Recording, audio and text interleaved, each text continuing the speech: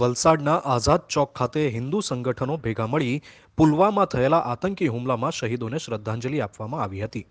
મોટી સંખ્યામાં લોકો ભેગા મળી રેલી સ્વરૂપે આઝાદ ચોક પર ભેગા થયા હતા। સાયરન વગાડી મૌન રહી શ્રદ્ધાંજલિ અર્પણ કરાઈ હતી। Bureau report satyday.com Valsad.